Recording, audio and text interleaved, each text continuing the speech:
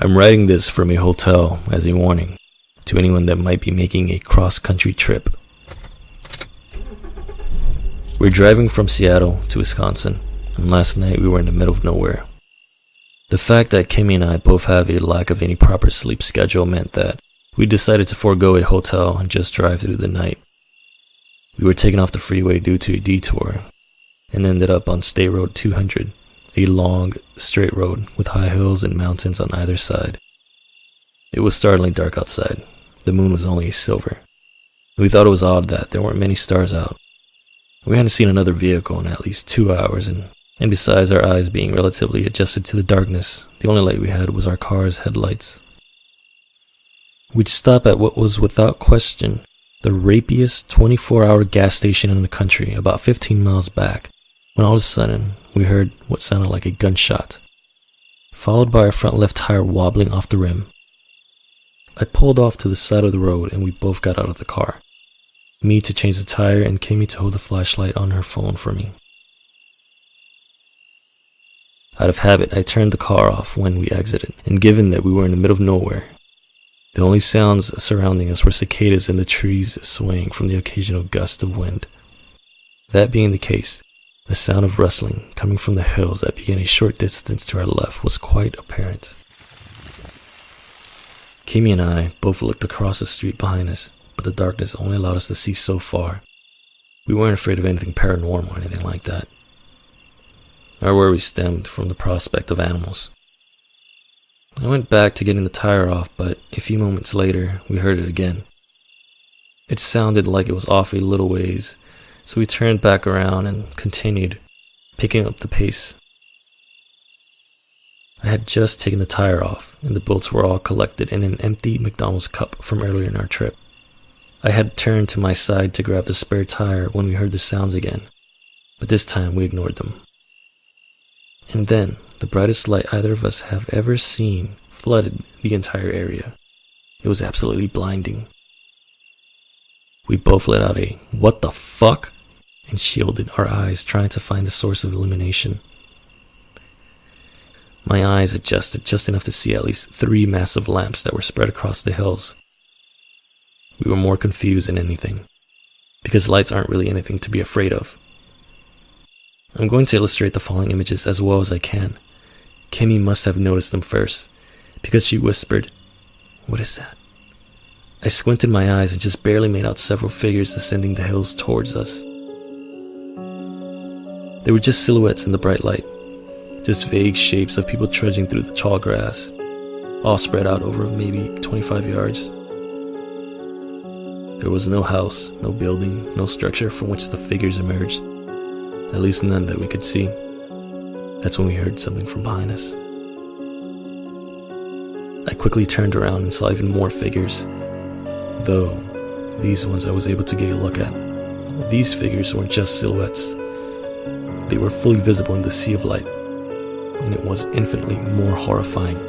They were dressed in what I could only describe as traditional hillfolk garb.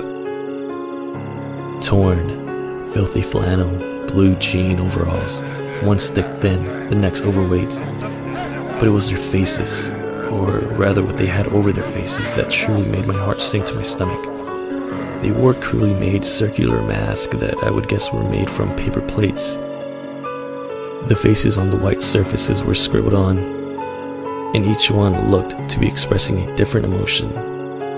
I hope you can understand why I didn't sit there and examine them. This entire situation had been going on for about 10 seconds at this point. I told Kimmy to get in the car, opening the driver's side door and all but shoving her in. As she crawled into the passenger seat and started the engine, I maneuvered the spare tire on and spun 2 bolts about halfway as far as it could turn before I ran out of time. I yanked the car jack from its spot as hard as I could, dropping the front left of the car to the ground. As the people from our side of the street closed in, I hopped in the car and put it in drive, instead of slamming on the gas, as I feel anyone would be to do at that situation. I lurched forward in an attempt to keep the tire on while still going fast enough to escape whatever the intentions of the hill people were. This lasted for maybe 35 yards before the spare tire broke off and the car wasn't going to go anywhere else. Kimmy and I got out of the car and began sprinting down the road. I looked back and saw the hill people running after us. There must have been 15 of them all spread out across the street. There wasn't really anything on either side of the road, just open land with the occasional tree and boarding hills. I don't remember what I was thinking at that moment, but I know that both Kimmy and myself were given a boost of energy when a pair of headlights came into the view from atop of a hill down the road. I held my phone's flashlight up and pointed it up and down in a sort of rudimentary SOS manner. It didn't occur to me that whoever was in the car could have been one of them, but I figured that if that were the case, there was nothing that could be done. So I continued flashing the light. The hill people yelled behind us.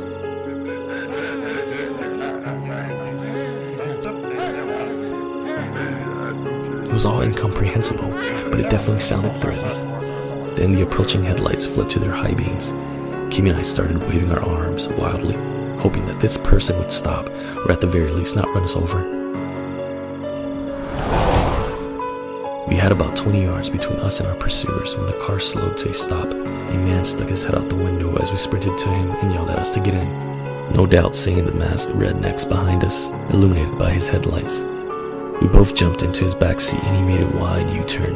Kimmy and I looked behind us, and in the red glow that the taillights gave off, we saw our pursuer stop in the middle of the road, then slowly walk off the road in both directions, melting back into the darkness. The man's name was Matthew, and he absolutely saved our lives.